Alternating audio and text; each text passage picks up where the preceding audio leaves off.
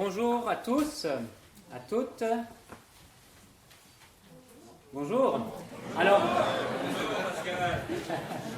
ça y est, vous êtes là, vous êtes arrivés. Et c'est une joie de vous accueillir aujourd'hui parce que nous célébrons 40 années d'existence de notre assemblée, l'Église évangélique à Wörth.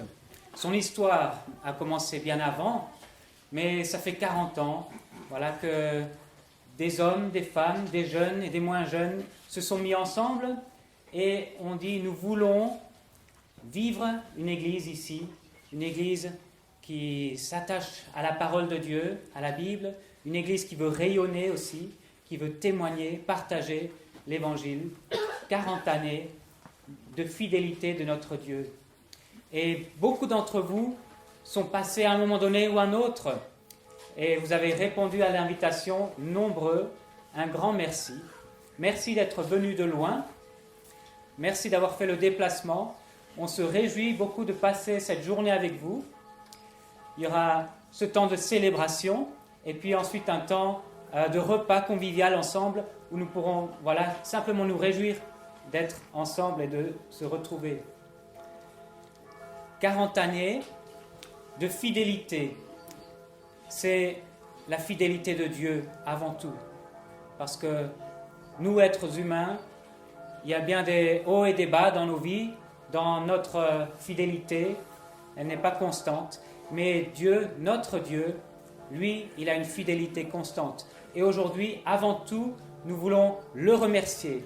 Ce culte est un culte de reconnaissance, où nous voulons dire notre reconnaissance à Dieu notre Père, à Jésus-Christ, son Fils, et au Saint-Esprit qui œuvre dans nos vies, pour tout ce qu'il a fait durant ces 40 années. Il y aura bien sûr un temps de rétrospective, où on va regarder en arrière, et puis un temps où on va dire merci à notre Dieu. J'aimerais saluer tout particulièrement ceux qui représentent des autorités ou qui représentent des églises. Merci d'être là. Bienvenue à tous ceux qui représentent notre commune de Wörth. Bienvenue en particulier à notre conseillère départementale, Nathalie Marajo. Bienvenue aussi aux anciens pasteurs. Et je pense en particulier à Martin Séguesser qui est là et qui aura aussi une allocution tout à l'heure. C'est le premier pasteur de cette église ici. On se réjouit de sa présence. Avec son épouse Margrethe et leur fils aîné David. Merci d'être là. Bienvenue aussi au pasteur Johannes Moll et à son épouse. Merci d'avoir fait le déplacement. Vous êtes aussi importants dans l'histoire de notre assemblée. Bienvenue aux pasteurs et aux représentants des églises voisines. On se réjouit de votre présence aussi. Et aujourd'hui, la prédication sera apportée par Arnaud Schrodi, qui est le nouveau directeur régional de notre union d'églises Perspective. Donc bienvenue à toi tout particulièrement. Quelques personnes se sont excusées et je vais citer en particulier les anciens pasteurs. Alors, David Boubet, qui était le précédent pasteur, a un empêchement, mais il nous salue chaleureusement et nous souhaite une belle fête d'anniversaire.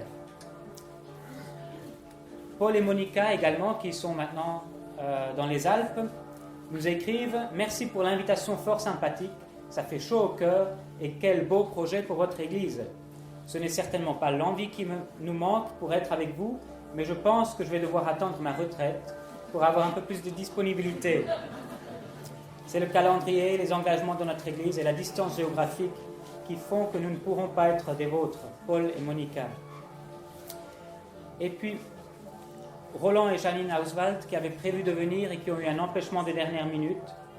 C'est un pasteur qui a aussi eu un impact important dans l'existence de notre Église. Et j'aimerais lire aussi ses salutations. Nous aimerions exprimer à l'Église combien nous regrettons cet empêchement à fêter avec vous ce 40e anniversaire. Nous sommes sincèrement réjouis de voir l'évolution de l'Église pendant toutes ces décennies, portée par notre Seigneur au travers des joies et des épreuves qu'elle a rencontrées. Cela nous fait penser non seulement au fait que nous faisons un peu partie de votre histoire, du temps où j'étais coordinateur de l'Union d'Église, mais même de la préhistoire de l'Église, au temps où je venais assurer les études bibliques au restaurant Bender, en ville, et où plusieurs fois par semaine, plusieurs d'entre vous venaient depuis Wörth animer le Coffee Bar à Wissembourg. Quel chemin parcouru! Nous tenons à vous exprimer à l'occasion de ce 40e anniversaire de l'Église tous nos meilleurs vœux pour l'avenir. Que notre Dieu, infiniment fidèle et bon, vous bénisse et vous place en bénédiction auprès de tous ceux qu'il place sur votre chemin. Avec toute notre affection en Christ et avec le verset de Romains 15, verset 3, que le Dieu de l'espérance vous remplisse de toute joie et de toute paix dans la foi, pour que vous abondiez en espérance par la puissance du Saint-Esprit. Roland et Janine Auswald. Voilà. Avant de continuer notre culte, j'aimerais donner quelques informations. Durant toute la première partie du culte, les enfants de primaire et de collège restent avec nous. Et pendant le temps de la prédication, ils iront avec Delaya et avec Christelle et elles auront leur programme de visite de l'Expo Bible qui est dans notre salle de culte. Les petits-enfants pourront rejoindre la garderie. C'est Yvette qui les accueillera dans une des salles du bâtiment qui est juste derrière le bâtiment en grès des Vosges. Les toilettes se trouvent aussi dans le bâtiment de l'église. Vous rentrez dans la cour et quand vous rentrez dans le hall de l'église, c'est à gauche que vous trouverez les toilettes. Voilà. Si vous avez une question, à l'entrée, il y a Delaya qui fait l'accueil. Vous pouvez vous adresser à elle. Maintenant, j'aimerais qu'on puisse commencer avec ce premier chant qui dit que Dieu est avec nous. Oui, parce que cette fête, cette célébration n'aurait aucun sens si Dieu n'était pas avec nous. Et nous commençons avec ce cri de triomphe qui dit Hosanna. Hosanna, c'est un cri de triomphe. Alors, ouais, juste voir que le micro marche cette fois-ci. Alors, ceux qui le souhaitent, vous pouvez vous lever. Ah ben, il marche pas. Il marche pas, marche pas. On fera avec.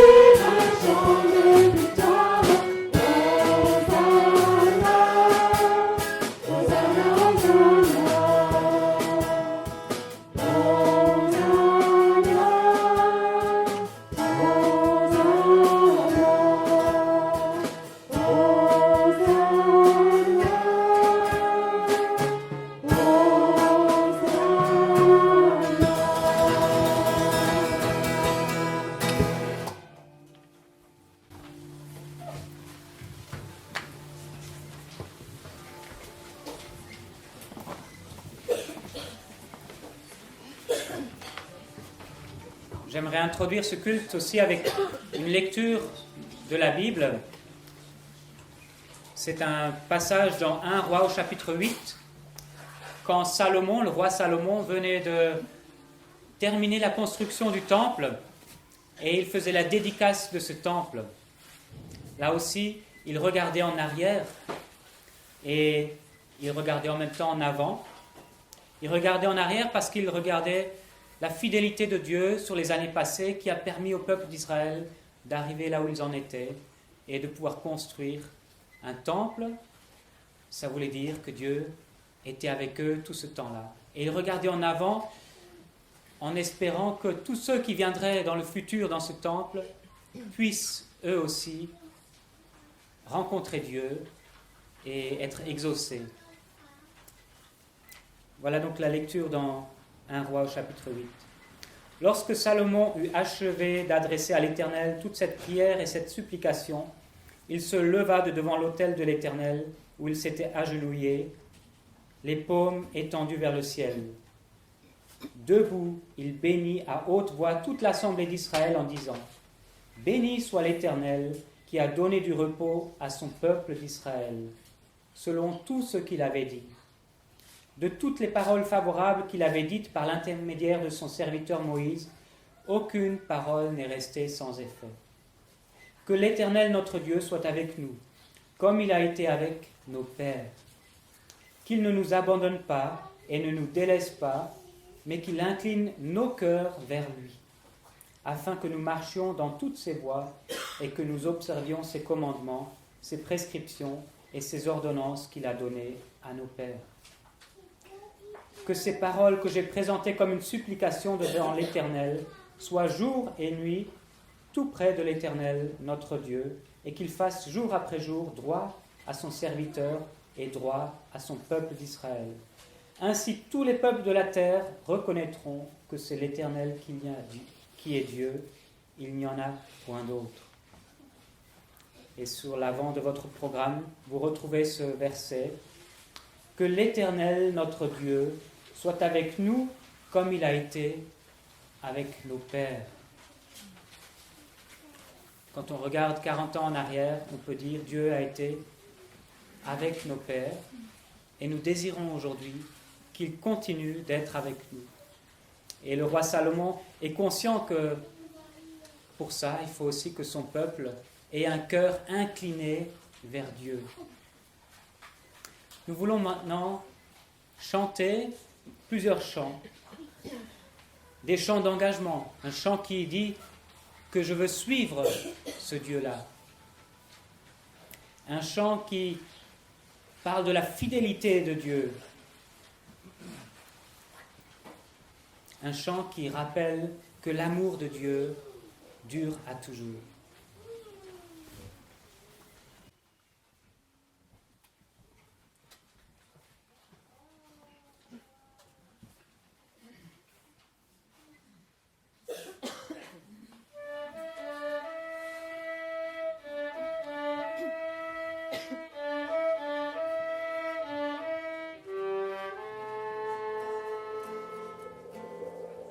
J'écouterai ce que dit Dieu, car il est droit pour qui l'écoute. Sa paix divine est sur tous ceux qui vont à lui quand vient le doute. Il est le bon, je veux le suivre, je veux marcher dans ses sentiers. Il est le bien qui me délivre de la folie de mes projets. Ta bienveillance, ô Éternel, vaut mieux que tout ce que j'ai vu. Ta délivrance est sous ton aile, sur le rocher de ton salut. Ta bienveillance, ô Éternel, vaut mieux que tout ce que j'ai vu. Ta délivrance est sous ton aile, sur le rocher de ton salut. Sa gloire est grande, son règne est bien, et le pays est accusé. Lorsque la crainte est en chacun, lorsque son nom est exalté,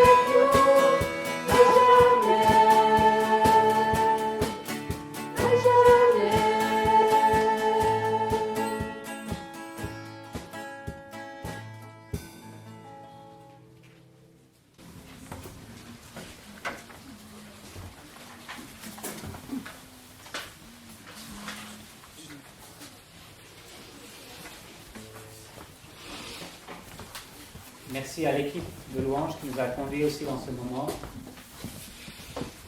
Et j'aimerais prier, parler à Dieu.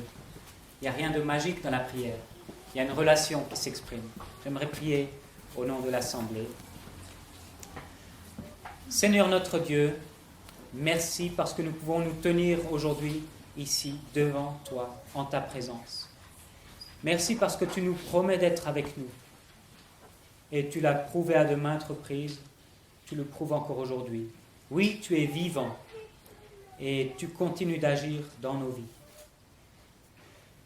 Merci parce que nous avons ce privilège de te connaître personnellement, sans intermédiaire. Nous pouvons nous adresser à toi et tu nous réponds. Seigneur, te connaître, c'est ce qui est de plus précieux pour nous dans notre vie. Merci, Père Céleste, pour la bonne nouvelle de l'Évangile, l'Évangile de Jésus-Christ, ton Fils. C'est ce qui nous a amenés à toi, découvrir l'Évangile. C'est ce qui nous fait marcher avec toi jour après jour. C'est ce qui nous permet d'être graciés, d'être pardonnés, sauvés, pour pouvoir nous approcher de toi avec assurance. C'est ce qui nous permet d'espérer. Espérer pour aujourd'hui, espérer pour demain et pour l'éternité. Nous voulons te remercier pour cela. Et Seigneur, nous te demandons que tu te manifestes encore à nous aujourd'hui. Que tu viennes remplir nos cœurs de ta joie. Que tu viennes nous parler par ta parole. Que ton esprit vienne travailler dans nos vies. Encore renouveler notre foi et renouveler notre espérance. Merci parce que tu es Dieu. Oui, c'est toi que nous voulons louer. Amen. J'aimerais inviter maintenant Jean-Marc Bauer, un des conseillers pastoraux, à venir nous faire la rétrospective sur ces 40 dernières années. Alors, rassurez-vous, ce ne sera pas tous les détails des 40 ans. Mais certainement qu'il y a parmi nous des gens, peut-être aussi les plus jeunes, qui ne connaissent pas cette histoire, et c'est important de raconter l'histoire. Pas seulement l'histoire de nos guerres et tout ça, mais aussi l'histoire de ce qui a été construit.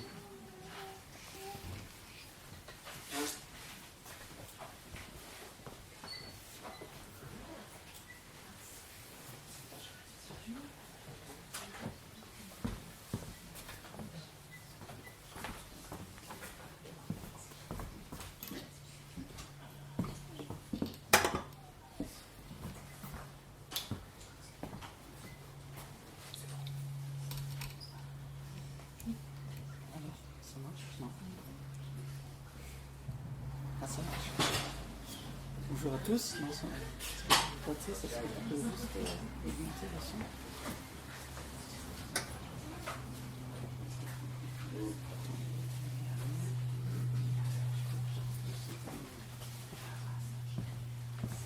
Allô?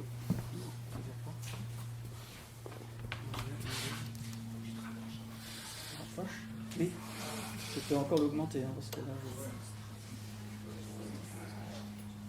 Voilà, alors bonjour à tous. Excuse, le gars de la pseudo n'assure pas trop aujourd'hui, c'est moi en l'occurrence.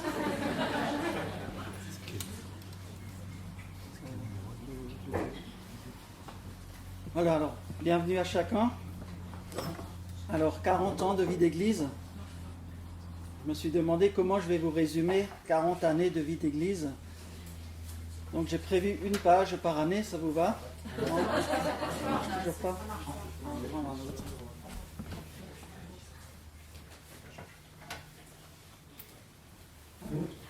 Celui-là, c'est bon.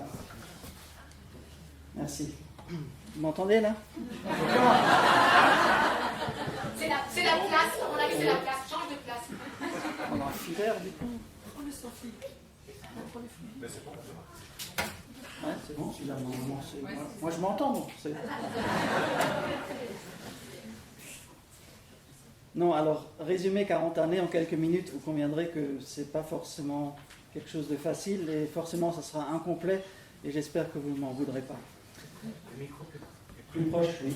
Pour comprendre le comment et le pourquoi d'une création d'église en 1982, il faut que je vous parle courtement des années qui ont précédé.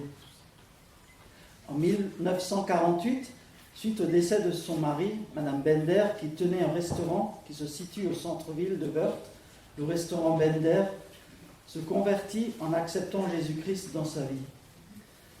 Ainsi, suite à la conversion de cette restauratrice, commença l'ébauche de notre église actuelle sous le toit d'un restaurant.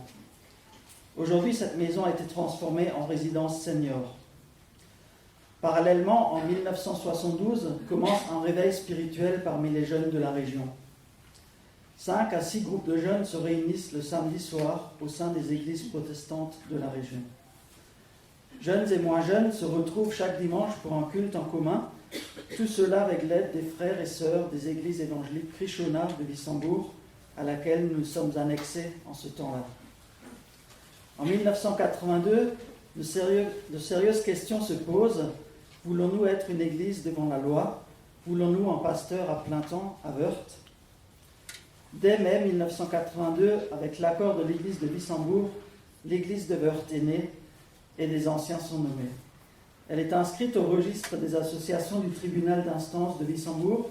Les statuts datent du 23 mai 1982.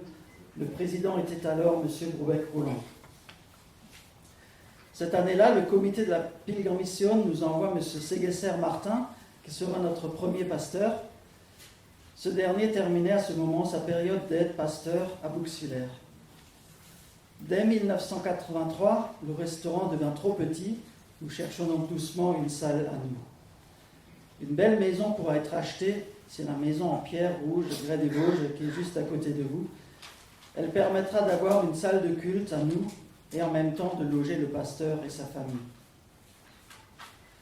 En 1984, c'est le début des travaux de nettoyage extérieur. Puis vint la rénovation intérieure de la maison. Au rez-de-chaussée, une salle de culte, toilette et une chambre. En 1988, changement de président, M. Hermann Albert prend la présidence de l'Église pour 6 années. Notre assemblée compte alors 40 membres inscrits. La moitié vient de Wörth, l'autre moitié des villages environnants. Dès le début de notre vie d'Église, elle est riche en événements. Nous célébrons des mariages, nous vivons des week-ends d'édification, nous avons des réunions de prière. L'Église accueille également de nombreux enfants le samedi après-midi, dans le cadre du mouvement des flambeaux. Une quarantaine d'enfants se réunissent et le samedi soir, un groupe de jeunes se retrouve. Depuis 1983, l'Église s'est aussi engagée au niveau de la radio locale à Haguenau et Wissembourg. À l'époque, elle animait des émissions à Radio Eval. La vie d'Église est aussi rythmée d'actions d'annonce de l'Évangile. Elle est aussi rattachée à une union d'églises, Krishona à l'époque, puis l'union fut renommée Union des Églises chrétiennes évangéliques, UECE, puis Vision France et aujourd'hui Perspective, qui rassemble une vingtaine d'églises en Alsace-Lorraine. L'Église est bien en marche, mais voilà, en 1990, notre belle salle de culte est trop petite et l'air vient à manquer le dimanche matin.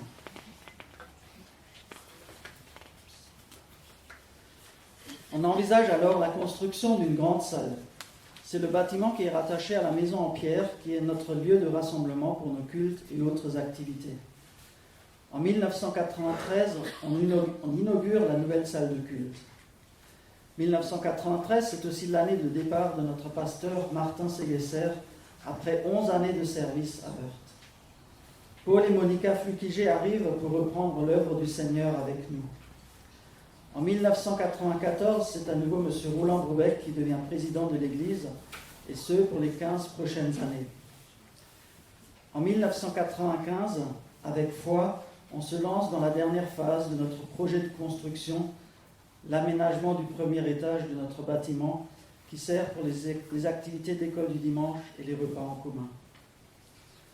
Depuis 1997, est organisé aussi tous les ans un voyage en convoi humanitaire vers la Roumanie pour venir en aide aux enfants orphelins et aux plus démunis. Ce projet a vu le jour sous l'impulsion de M. Nipper Henry, qui cette année, ça fera donc 25 ans que ce projet existe. Henri nous en parlera encore tout à l'heure. Juillet 2001, Paul et Monica partent après 8 ans de service. Le ministère de Paul aura été marqué par sa capacité à rassembler et avoir un impact spirituel dans la vie des personnes. Nous sommes restés 1 an sans pasteur. Plusieurs églises sœurs nous sont venues en aide. Le conseil d'église a assuré la continuité de la vie d'église. Cette année nous a aussi permis de rénover tout l'appartement que la famille pastorale occupait. Septembre 2002, l'arrivée de David et Céline Goubet et leurs 3 garçons, Timothée, Thomas et Corentin. Ça y est, nous avons à nouveau un pasteur. Avec David, nous avions pu apprécier sa rigueur qui a permis une bonne organisation de l'Église. L'Église, c'est aussi des missionnaires qui s'engagent dans d'autres pays. L'Église a envoyé plusieurs personnes en mission. Octobre 2005, Pascal Nipper entre en école missionnaire en Angleterre avec ses projets pour le Laos. Depuis 2009, elle est missionnaire dans ce pays. Novembre 2005, Bettina et Daniel Brobeck avec leur fille Anaïs partent quelques années avec le SFE au Laos. Jonathan et Rachel Portaz avec leurs filles Anne et Déborah partent pour 1 an pour un projet avec la CIM au Bénin. En 2009, c'est M. Nipper Henry qui prend la présidence de l'Église, et ce jusqu'en 2022. Donc 13 années en tant que président. Vous voyez, Roland c'était 15 ans, Henri 13 ans. Chez nous, quand on s'engage, on prend perpète. Mars 2012, le conseil pastoral rencontre Pascal et Delaya Windler qui ont déposé une demande de stage. Pascal deviendra stagiaire dans notre église en septembre 2012 et les Windler seront notre prochain couple pastoral au départ de David Goubet en septembre 2013. David aura été notre pasteur pendant 11 ans.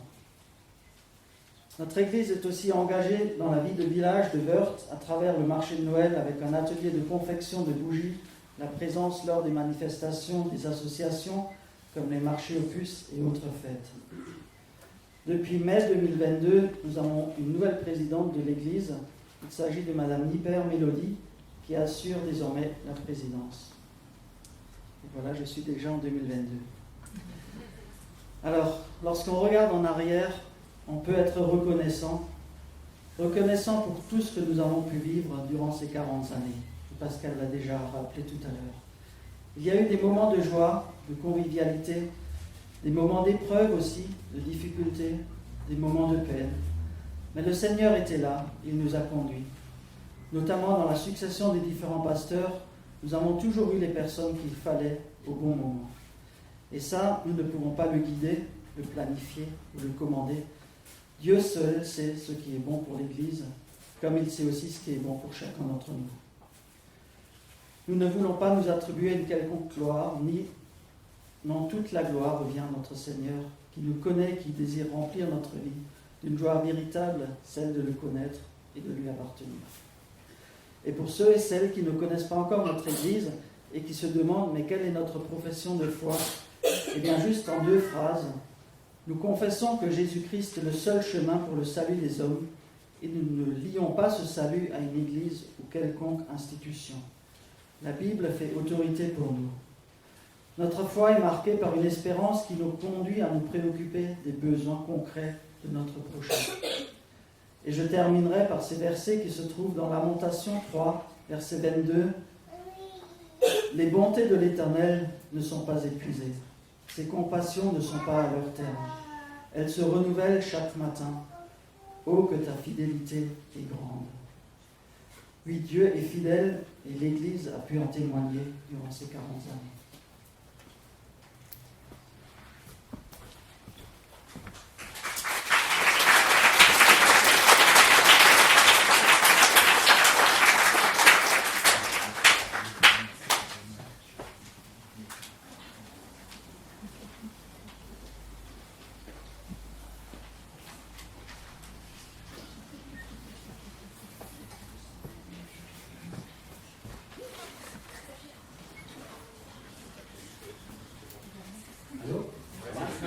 C'est bien.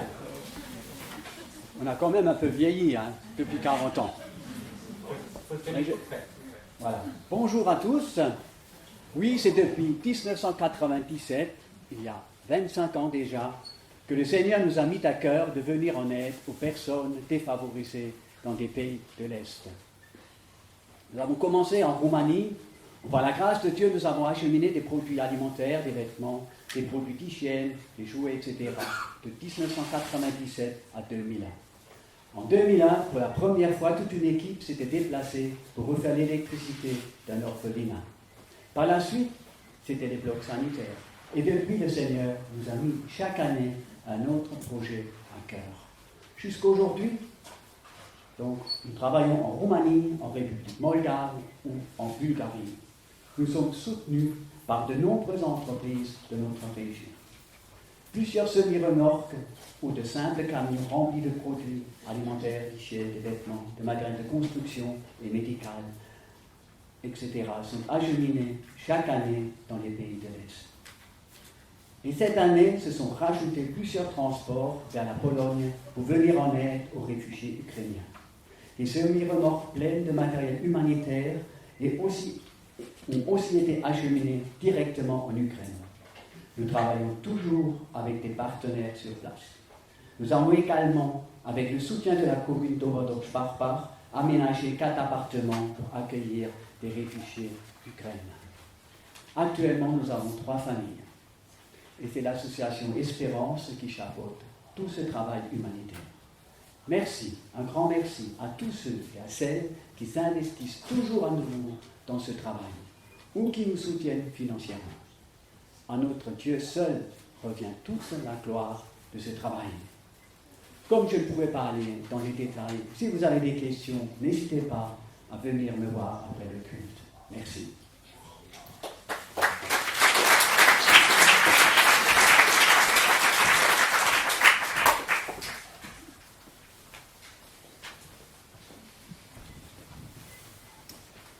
Oui, pour l'association Espérance, nous avions prévu de faire une fête aussi cette année pour les 25 ans. Et puis, vu les circonstances et l'aide nécessaire aux réfugiés ukrainiens, nous avons préféré consacrer ces moyens-là pour aider les réfugiés plutôt que d'organiser encore une fête. Voilà. J'invite maintenant Martin Séguesser à venir nous laisser un mot. Donc, le premier pasteur de l'église de Wörth. On se réjouit beaucoup que tu sois là. Merci beaucoup, Martin.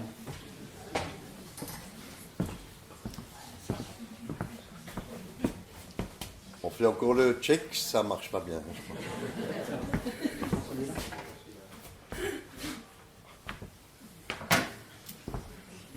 Merci. Quand on a commencé l'église, on n'avait pas de micro du tout. Prévenir. Et il n'y avait pas de problème non plus de choisir le bon. Alors moi, je me réjouis énormément d'être parmi vous ce matin et de voir beaucoup de visages connus et des visages que je suis plus sûr si je les connais ou pas parce qu'ils ont vieilli et d'autres. L'espérance chrétienne est tournée résolument vers l'avenir et c'est pour cela que quand on regarde en arrière, il ne faut jamais oublier, nous avançons. Et ça me réjouit beaucoup. Alors, parfois un peu regarder en arrière, faites pas de mal non plus, on vient déjà de le faire. Alors, contrairement à Jean-Marc et Henri, je n'ai pas de notes, ça veut dire que ça risque d'être long. Le 2 octobre 1982, bien, ça c'est bientôt 40 ans. J'avais tout juste 30 ans, donc vous pouvez calculer facilement mon âge aussi. Nous avons emménagé au 12 rue du Moulin, là devant, avec à l'époque nos 3 garçons, oui, avec nos 3 garçons dans un appartement. Et l'aventure a commencé. Donc j'avais commencé déjà un mois avant depuis Poursuinaire. Et l'aventure a commencé, c'était vraiment une aventure. Et on ne pouvait pas savoir, Voilà. On ne pouvait pas savoir, On était là et qu'aujourd'hui, on regarde 40 ans en arrière. Moi, je dirais, c'est vraiment, Oui, on cherche parfois des miracles, hein, mais c'est presque, on peut dire, c'est un miracle que nous continuons à témoigner, à vivre, et comme dit aussi tourner vers l'avenir. Ah, c'était super, hein, tout ce qu'on avait fait il y a 40 ans, hein, on s'appuie sur Roland, Henri Laurent. Mais non, la vie avance, nous regardons vers l'avenir, le Seigneur a encore des projets avec nous, aussi pour la décennie qui vient ici à Wörth, et cela me réjouit énormément. Juste une petite question. Quand on était venu là, ce 2 octobre 1982, qui c'est qui est là et qui nous avait aidé à déménager? Regardez, Christophe, Henri, Roland, je pense que tu devais être dans les parages aussi. Oui. En tout cas, le fait de trouver la maison, c'est la maison Zimmermann, hein, les anciens ils savent ça encore, c'était aussi un miracle. Avec Laurent, on a fait du porte-à-porte, on est allé voir toutes les offres. Je me souviens encore, hein. Et puis un jour, on est tombé sur cette opportunité pour avoir cette maison à de très bonnes conditions, qui a donné la base aussi pour ce centre d'église et pour cette construction. Alors moi, je pourrais vous parler, après vous pouvez me demander, moi je peux vous parler de détails de ce bâtiment que vous ne connaissez pas, que je connais parce que j'y habitais et j'ai vraiment bien suivi le chantier comme jamais. Le chantier de ma maison où j'habite maintenant, je ne l'ai pas suivi comme j'ai suivi ce chantier-là, pour qu'on arrive. Parce qu'il faut aussi dire, on n'avait pas de sous. Hein. L'église s'est vraiment investie, c'est énorme. On est parti avec pratiquement rien. L'église s'est investie. Et d'ailleurs, tous ceux qui sont investis comme ça, je le remercie encore aujourd'hui pour ce que vous avez fait. C'était formidable.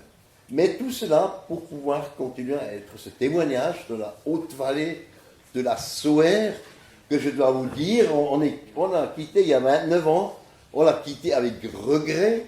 Et quand on revient ici, on revient un peu quand même à la maison. Et c'est quelque chose de très spécial qu'il ne faut pas oublier. Nous, on habite maintenant dans la région de Mulhouse, très dynamique économiquement et tout ça. Moi, j'allais beaucoup en Suisse et tout. Mais ça ne vaut pas Wörth. Hein? Voilà. Alors, c'est bon, hein, j'ai assez. Allez, merci.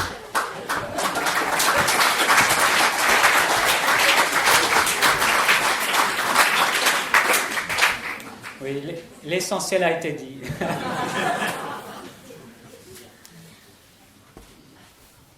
Quand on regarde en arrière, on voit qu'on voit que les visages ont changé, certains sont partis, beaucoup de gens sont arrivés, des gens sont passés, simplement parfois juste quelques années. Cet été, nous avons pris congé de 2 familles qui étaient là 2-3 ans. Voilà, les visages changent dans une église. Et c'est à ce moment-là qu'on se rend compte aussi que l'église ne nous appartient pas. Elle appartient à Jésus-Christ. Il en fait ce que lui désire. Et souvent, on me pose la question, mais pourquoi est-ce qu'il y a autant d'églises différentes à Wörth? C'est vrai. Je crois que ce n'est pas l'œuvre de Dieu, c'est l'œuvre des hommes qui sont parfois durs de cœur et qui veulent se séparer les uns des autres. C'est vrai, ça arrive. Mais ce qu'on voit, c'est que malgré cela, Dieu utilise pour bénir. Dieu utilise pour continuer son œuvre, malgré cela, à différentes places, là où les hommes et les femmes se réunissent pour l'adorer. Et aujourd'hui, c'est avec reconnaissance que je peux dire que les relations avec les autres églises de notre village sont bonnes, sont apaisées. Merci Seigneur pour cela. C'est vrai que dans l'histoire de notre église, ce n'était pas toujours facile. Mais aujourd'hui, je suis vraiment reconnaissant à Dieu pour cela.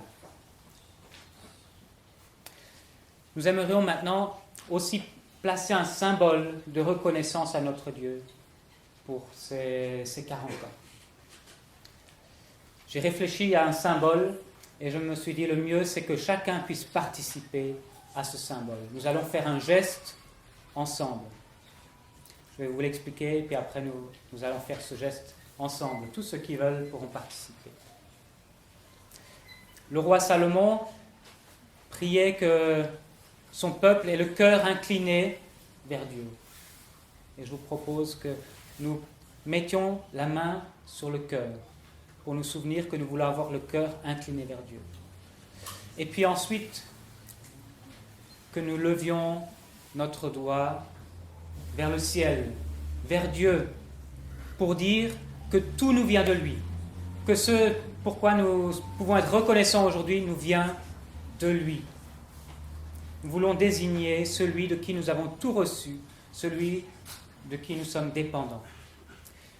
Je vous invite maintenant à vous lever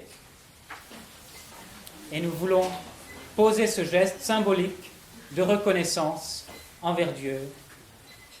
Et nous voulons rester comme ça quelques instants.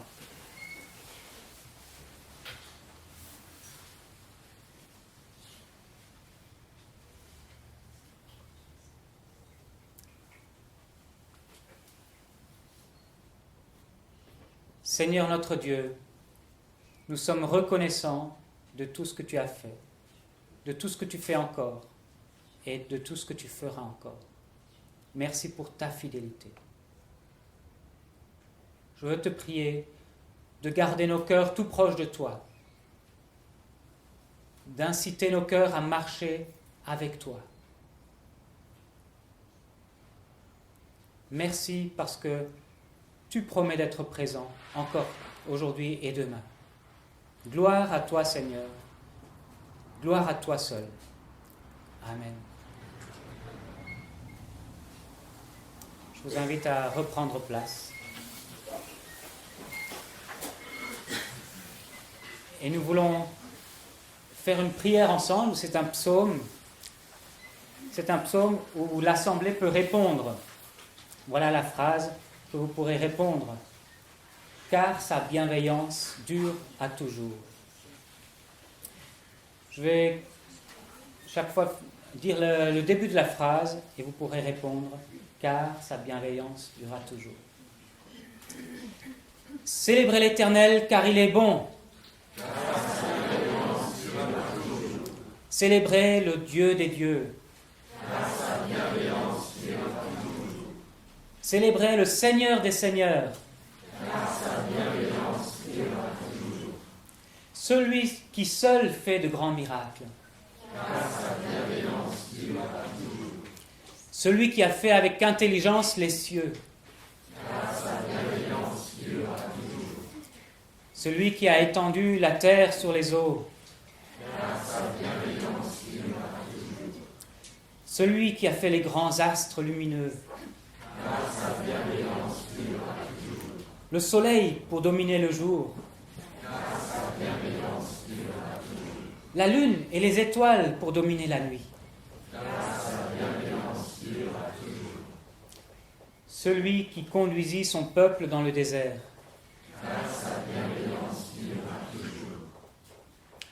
Celui qui se souvint de nous quand nous étions abaissés. Et nous délivra de nos oppresseurs. Celui qui donne du pain à toute chair.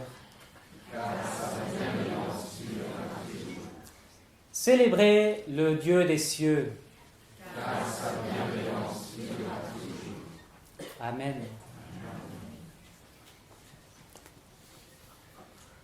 J'invite maintenant les enfants à rejoindre la sortie là et ils vont aller, donc tous les primaires et les collégiens vont aller visiter l'Expo Bible pendant que nous aurons le privilège d'avoir Arnaud Schrodi qui va nous apporter la prédication.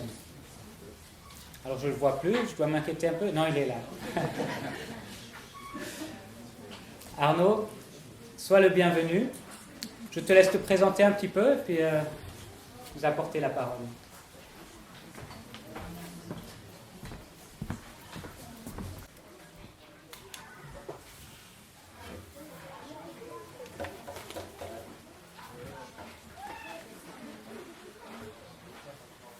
Bonjour à tous. C'est un vrai plaisir d'être avec vous et de vivre ces moments d'anniversaire ensemble. C'est une grâce d'être témoin de la bonté de Dieu envers votre Église. Et voilà, on a tous le cœur réjoui ce matin. Quelques mots parce que Pascal le demande, mais je ne suis pas forcément là pour ça. Je m'appelle Arnaud Schraudy, je suis marié à Colette. Nous avons 3 enfants et nous sommes engagés à Strasbourg dans ce qui était à l'époque une implantation d'église et aujourd'hui qui est devenue une église majeure depuis 8 ans. Et j'ai aussi découvert notre union d'église à travers un stage à Brumat pendant 3 années. Je pense que d'ici quelques années, Strasbourg m'invitera pour les 40 ans d'église. Je pourrai raconter tout ce qu'on raconte ce matin, en tout cas je l'espère. Depuis peu, j'ai donc été élu directeur régional de Perspective Alsace-Lorraine. Voilà, cela consiste principalement dans l'encouragement des collaborateurs et aussi l'encouragement de chaque église. Je travaille avec les conseils d'église sur l'encouragement des visions et aussi, je pense, de temps en temps, malheureusement, venir aussi en aide quand il y a des temps de crise. Mais voilà, on prie pour qu'il y en ait le moins possible et qu'on puisse se réjouir de ce que Dieu va faire dans notre région. J'espère que ça va pour les présentations. Parfait, voilà, je préfère maintenant me plonger dans un texte. J'ai eu du mal à choisir un texte pour vous, et peut-être que celui que j'ai choisi va vous étonner, mais à la fin du message, je pense qu'on comprendra tous la pensée du jour. Ecclésiaste. Ceux qui veulent suivre avec moi la lecture, Ecclésiaste chapitre 1 au verset 1. Parole de l'Ecclésiaste, fils de David, roi à Jérusalem. Comble de l'inconsistance, dit l'Ecclésiaste, comble de l'inconsistance, tout n'est que fumée. Quel avantage l'homme retire-t-il de toute la peine qu'il se donne sous le soleil? Une génération s'en va, une autre arrive, et la terre est toujours là. Le soleil se lève, le soleil se couche, il soupire après l'endroit d'où il se lève de nouveau. Le vent se dirige vers le sud, tourne vers le nord, puis il tourne encore et reprend les mêmes circuits. Tous les fleuves vont à la mer, mais la mer n'est pas remplie. Et ils continuent d'aller vers leur destination. Tout est en mouvement, plus qu'on ne peut le dire. L'œil ne sera jamais rassasié de voir et l'oreille ne sera jamais remplie, au point de ne plus pouvoir écouter. Ce qui a existé, c'est ce qui existera. Et ce qui s'est fait, c'est ce qui se fera. Il n'y a rien de nouveau sous le soleil. Et si l'on dit à propos de quelque chose, regarde ceci, c'est nouveau, en réalité, cela existait déjà les siècles précédents.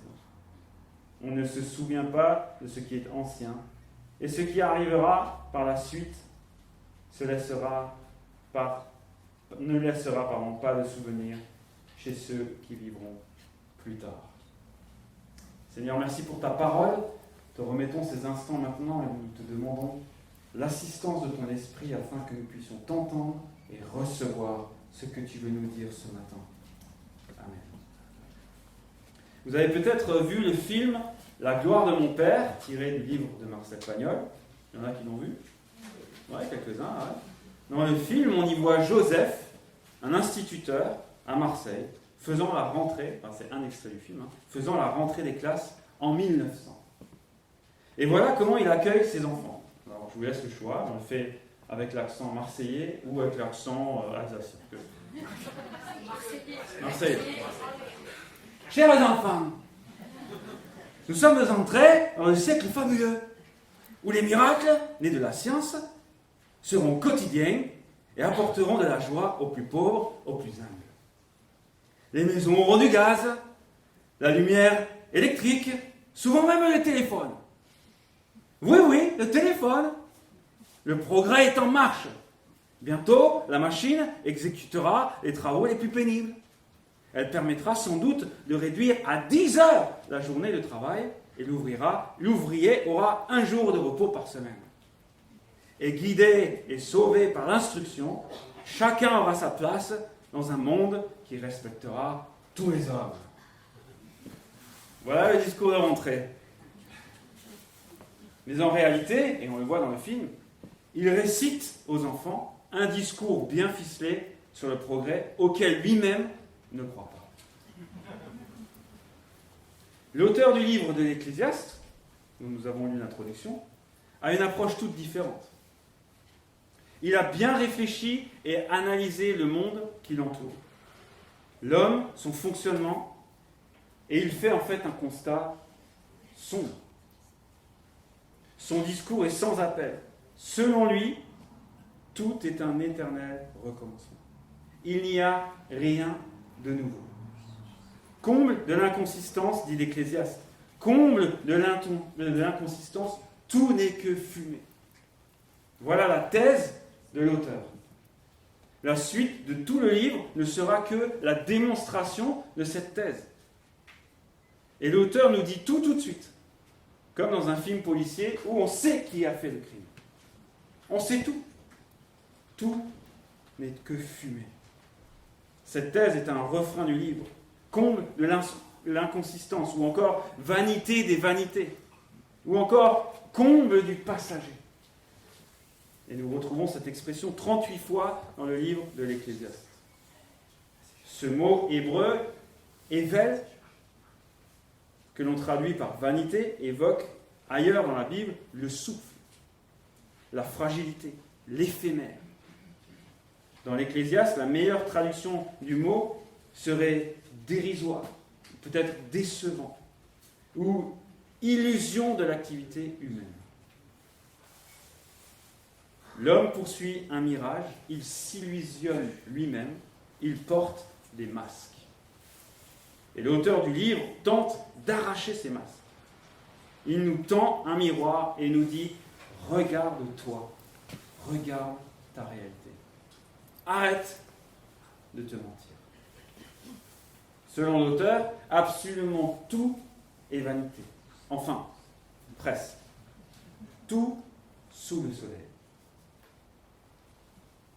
L'Ecclésiaste ne pose jamais la question « À quoi cela sert-il » La question de la vanité est pour lui bien plus profonde que l'utilité des choses. L'Ecclésiaste pose plutôt la question du sens. Quel sens tout cela a pour leur vie ? C'est un peu comme si on disait « tout est nul », absolument nul. C'est ce que dirait l'Ecclésiaste aujourd'hui, je pense, dans notre vocabulaire. Et lorsqu'on dit cela, ce n'est jamais vraiment l'exact reflet de la réalité. Lorsqu'on dit d'un film, d'un livre, d'un match, d'un week-end que tout a été complètement nul, c'est pas vrai. Il y a de bonnes choses. Mais l'ensemble est plutôt médiocre. Alors vous êtes peut-être en train de vous dire que l'auteur du livre de l'Ecclésiaste est pessimiste, dépourvu de tout espoir. Mais en réalité, ce n'est pas le cas. L'Ecclésiaste est un homme de foi qui s'adresse au peuple de Dieu dans le but de lui apprendre à vivre la vie telle qu'elle est vraiment. Il décrit la réalité de la vie dans un monde déchu, dans un monde plein de péchés. Il souligne le florilège de misère, de peine, de déception. Tout est dérisoire, vide de sens dans ce monde abîmé. Et ce constat pousse l'auteur à donner des conseils, des garde-fous pour vivre finalement le mieux possible sous le soleil. Lorsque l'Ecclésiaste dit que tout est dérisoire, il évoque tout ce qui se trouve donc sous le soleil, je l'ai dit, c'est-à-dire sur une terre désorientée, brouillée à cause de la rébellion des hommes vis-à-vis de Dieu. Voilà le cadre dans lequel l'auteur se place. Et il y a là un écho à la thèse de l'apôtre Paul dans l'épître aux Romains qui dit « La création tout entière gémit et souffre des douleurs de l'enfantement ». Paul utilisera ce constat pour apporter ensuite de l'espérance. L'Ecclésiaste en fera de même. Je reprends avec vous quelques versets. Quel avantage l'homme retire-t-il de toute la peine qu'il se donne sous le soleil ? Maintenant qu'il a partagé sa thèse, l'auteur cherche à démontrer qu'il est impossible de changer la condition humaine. On entend dire finalement, à quoi bon ? Pourquoi trimer toute sa vie ? Qu'est-ce que nous en retirons réellement ? Et l'auteur semble avancer que le résultat de notre travail ne vaut pas tous les efforts qu'il nous demande. Il ne dit pas que cela ne sert à rien, mais que c'est vraiment très déséquilibré. Notre travail ne change pas notre condition. Bien sûr, certains d'entre nous trouvons du plaisir dans le travail. D'autres retirent de la gratification. Et c'est super, c'est une bonne chose. Mais si on nous laisse le choix, nous serions sans doute nombreux à choisir de ne pas travailler. C'est vrai, non ? Parce que le travail, c'est pénible. Dieu lui-même nous dit. Il nous prive d'une certaine liberté. Et nous sommes tous ravis de voir le week-end arriver. Sauf les pasteurs, peut-être. Ou les vacances arriver. Le travail aussi, nous le savons, a cassé des générations d'hommes, de femmes qui ont travaillé durement. D'où l'expression se tuer à la tâche. Le travail ne change rien dans le fait que nous sommes de passage éphémère. L'auteur continue, une génération s'en va, une autre arrive, et la terre est toujours là. Il y a là un paradoxe. L'homme est le prince de cette terre, il est créé pour la peupler, pour la dominer, la terre est là pour le servir, mais au final, l'homme passe et la terre demeure. La terre voit passer les générations, mais cela ne rend pas la nature supérieure. Et c'est ce que l'auteur va dire. Le soleil se lève, le soleil se couche. Il soupire après l'endroit d'où il se lève de nouveau. Le vent se dirige vers le sud, tourne vers le nord, puis il se tourne encore et reprend le même circuit. Tous les fleuves vont à la mer, mais la mer n'est pas remplie et ils continuent d'aller vers leur destination. Tout est en mouvement, plus qu'on ne peut le dire.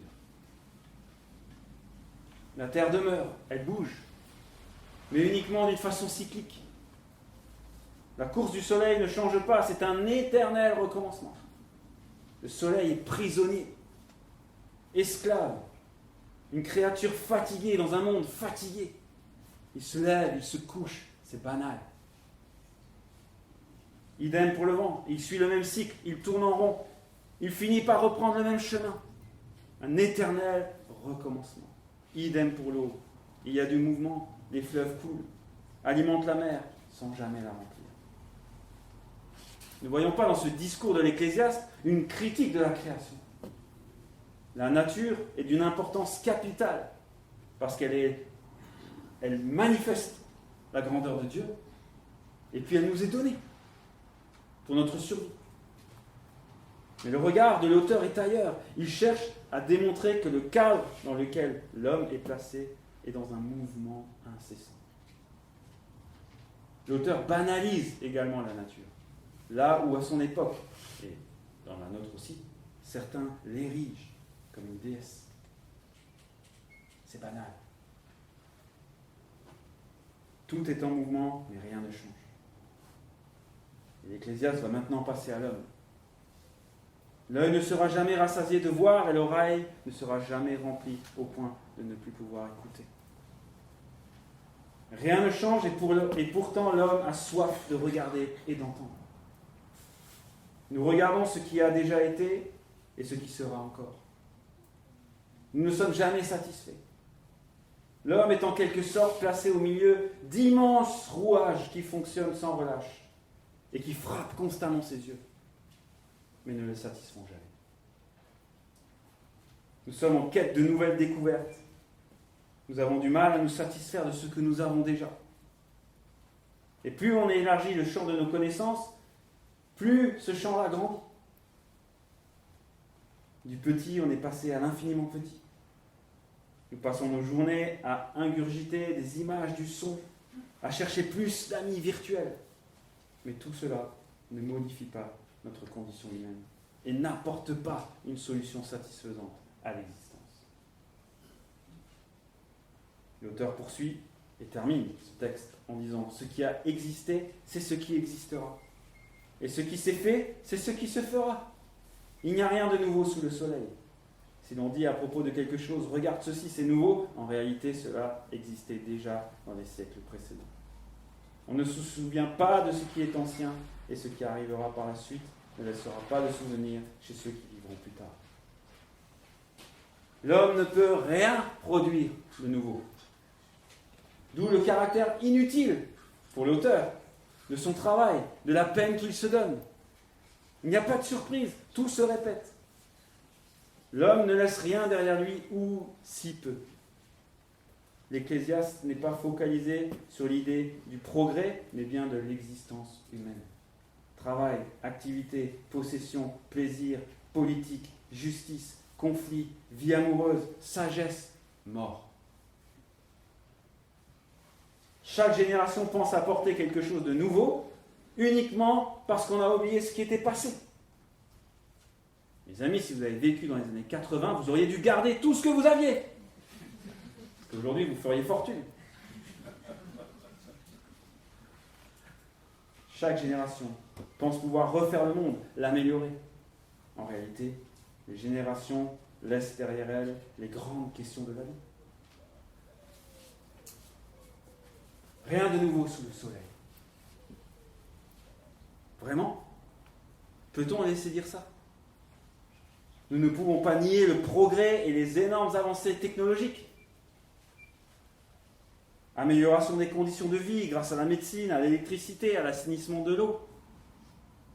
Mais l'Ecclésiaste, en réalité, ne vise pas le progrès scientifique ou la technique. Il parle de l'homme. Pour la condition de l'homme, il n'y a rien qui change. Pas de progrès.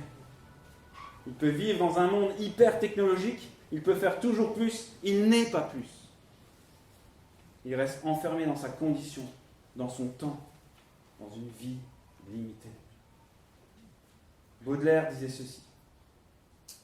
Nous avons vu partout, et sans l'avoir cherché, le spectacle ennuyeux de l'immortel péché. Tel est du globe entier l'éternel bulletin. L'Ecclésiaste ne tombe pas dans l'idée que c'était mieux avant. Ce qui est maintenant, c'est ce qui a été autrefois. Il constate que plus cela change, et plus finalement c'est pareil. Il ne nie pas le progrès. Il ne dit pas qu'il faut arrêter d'entreprendre. Il constate juste avec lucidité que le progrès ne sauvera pas l'homme. Notre réalité, même en tant que chrétien, est de vivre dans un monde marqué par la corruption et la rébellion. Jésus lui-même rejoint le discours de l'Ecclésiaste. Il annonce que le monde vivra des guerres, des famines, des tremblements de terre, des persécutions. Le mal continuera à grandir. Le monde et l'humanité vont continuer leur course folle. Le monde ne va pas changer et l'homme ne va pas se sauver lui-même. La Bible nous rappelle que chaque homme, chaque femme a hérité du péché d'Adam et Ève. Cet ADN spirituel qui nous conduit à la rébellion. Nous choisissons d'être nos propres dieux et nous refusons l'idée même que Dieu existe. Nous agissons contre lui. Nous n'écoutons pas ce qu'il a à nous dire. Et cette réalité conduit toute l'humanité dans la nuit. S'il n'y a rien de nouveau, que nous reste-t-il ? S'il n'y a rien de nouveau sous le soleil, que nous reste-t-il ? Il nous reste ce qu'il y a au-dessus du soleil.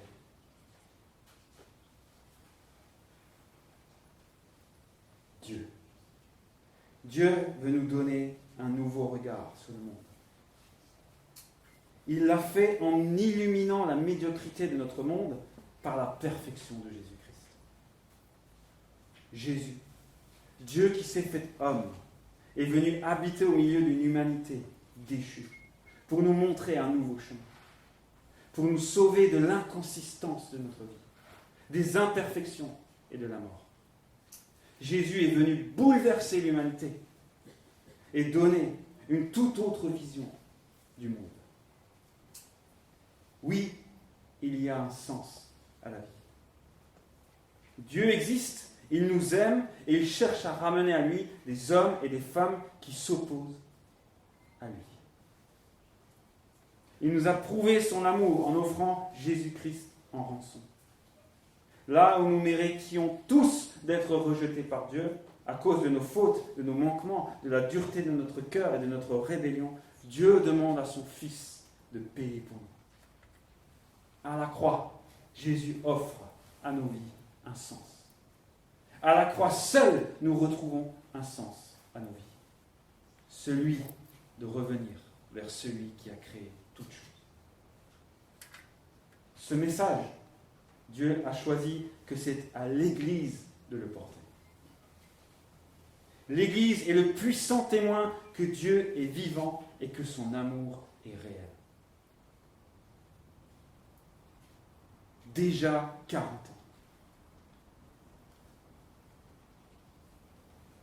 C'est ce que je me suis dit il y a quelques années.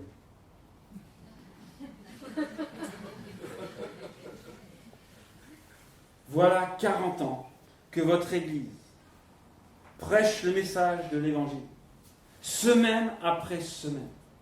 Voilà 40 années que des générations se succèdent. 40 célébrations de Noël, 40 célébrations de Pâques. Est-ce que la vie de votre Église n'est finalement qu'un éternel recommencement, une rengaine? Ces 40 années ont-elles été inconsistantes? Non!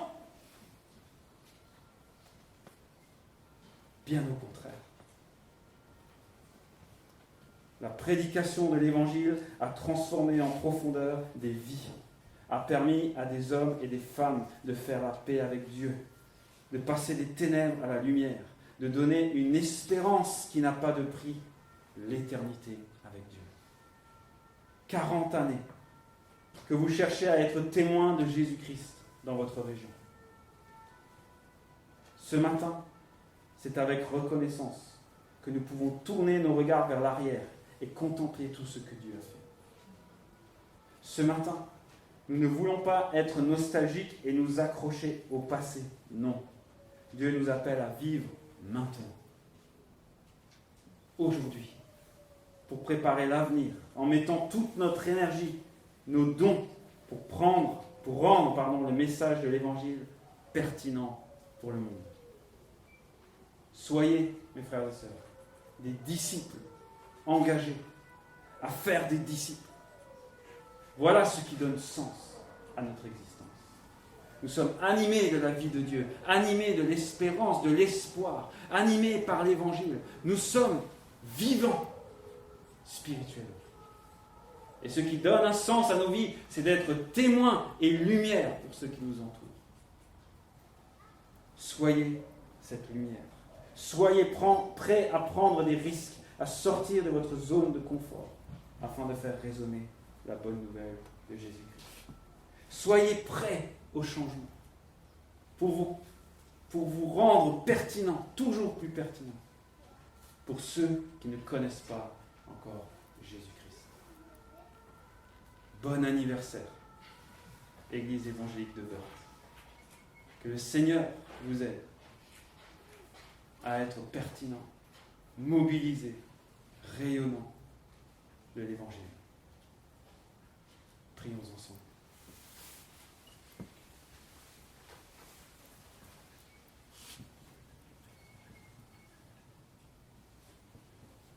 Sans ta présence, nos vies n'ont pas de sens. Sans ta présence, l'homme tourne en rond, tourne autour de son nombril.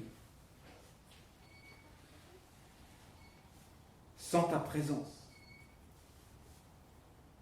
nous ne faisons qu'avancer vers une mort certaine. Mais tu nous as ouvert les yeux. Par Jésus-Christ, tu as répandu ta vie en nous. Tu as bâti ton Église Et c'est elle qui est témoin de toi, Jésus.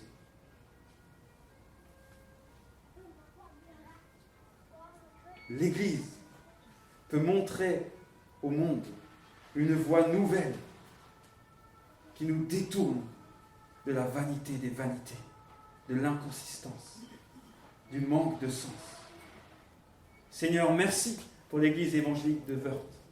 Et nous te prions, Seigneur, pour l'avenir, pour l'aujourd'hui, afin que chaque homme et chaque femme, chaque disciple de cette Église ait le désir profond de partager sa foi afin de sauver et de redonner sens à des existences qui n'ont aucun sens sans toi. Seigneur, que nous puissions prendre au sérieux ton appel et y répondre. En Christ Jésus, nous te prions. Amen.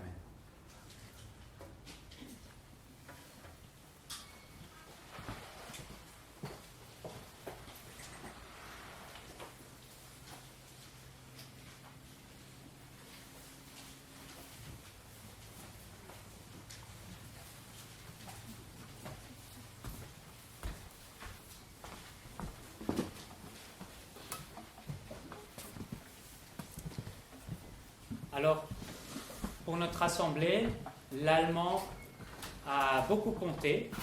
Durant tout un temps, les cultes étaient en allemand. Et puis, petit à petit, le français a pris la place. C'est pour ça que ce chant, maintenant, nous voulons bénir Dieu, bénir celui qui donne sens à nos vies. Eh bien, nous voulons le commencer en allemand. J'aimerais encore remercier Arnaud Schrodi pour la prédication qu'il a apportée.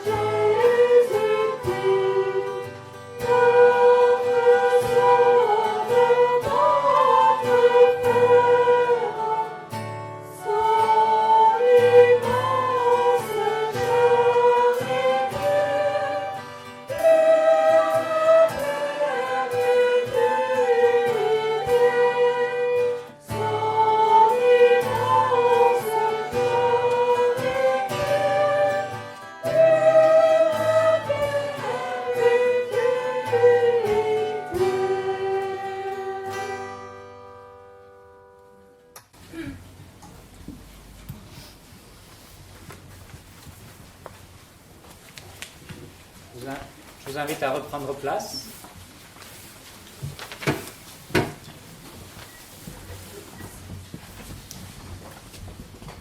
Avant de terminer ce culte avec la bénédiction et de donner ensuite la parole à notre conseillère départementale pour un petit mot, j'aimerais donner quelques informations. L'Église évangélique de Wörth avait envie, pour les 40 ans, de pouvoir offrir quelque chose. Et on s'est dit, on va inviter une exposition pour offrir la possibilité à tous ceux qui le veulent de venir visiter gratuitement cette exposition. Donc c'est la raison pour laquelle nous n'avons pas notre culte dans notre salle de culte, parce que la salle de culte et les locaux à l'étage sont entièrement remplis de l'expo Bible.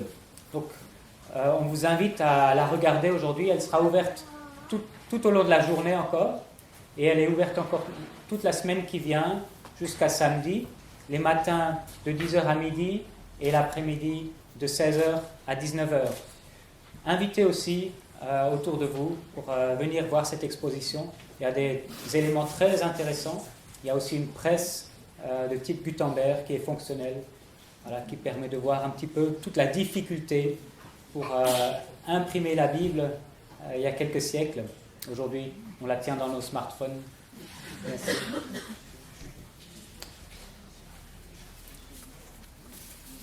Le 1er octobre, nous organisons avec l'Église évangélique de Reichshofen en commun un concert de gospel. Il aura lieu à Reichshofen, à l'espace Cuirassier. C'est un concert de gospel avec une chorale régionale et qui est dirigé par un directeur de chorale professionnel qui s'appelle Don Grieg. C'est du gospel chanté par des chants convaincus et voilà, très dynamique. Je vous invite à ce concert le 1er octobre à 20h à l'espace Cuirassier à Reichshofen. Ce concert aussi est gratuit. Maintenant, pour le repas. Pour le repas, nous allons placer des tables à l'intérieur et à l'extérieur. On ouvrira cette porte-là pour pouvoir accéder à l'extérieur. Le service se fera à l'extérieur. Nous aimerions manger vers 12h15, peut-être ce sera un petit peu plus tard, le temps de tout préparer. Merci à toute l'équipe qui est prévue pour préparer cela, notamment les jeunes qui vont faire le service.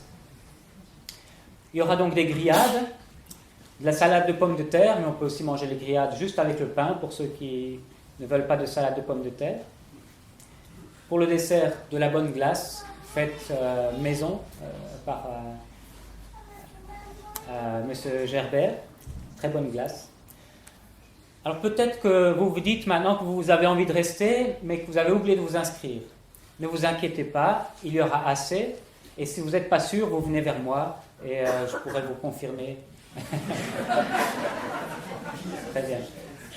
L'objectif de ce temps de repas, c'est vraiment la convivialité. C'est de passer du temps ensemble, c'est de se revoir, de discuter, d'échanger. On fait un repas simple, mais l'objectif, c'est vraiment de pouvoir vivre quelque chose de fort encore ensemble après ce culte. Pour ceux qui désirent participer aux frais de l'organisation de l'anniversaire, il y a ici une boîte et on la retrouvera tout à l'heure à côté sur la table de service. Pour les personnes de l'Église, une information pour vous. Lorsque nos invités seront partis en fin d'après-midi, on ne met personne dehors, vous restez le temps qu'il faut. Mais nous rangerons en principe ce soir le démontage des chapiteaux en fin d'après-midi. Donc si on est encore une bonne équipe, ça ira plus vite. Voilà. J'aimerais maintenant prononcer cette parole de bénédiction et je vous invite pour cela à vous lever. C'est une bénédiction que l'on trouve dans le Deutéronome au chapitre 30. Car je te commande aujourd'hui d'aimer l'Éternel, ton Dieu, de marcher dans ses voies et d'observer ses commandements, ses prescriptions et ses ordonnances, afin que tu vives et que tu multiplies, et que l'Éternel, ton Dieu, te bénisse dans le pays où tu vas entrer pour en prendre possession. Que l'Éternel vous bénisse et vous donne la paix. Amen.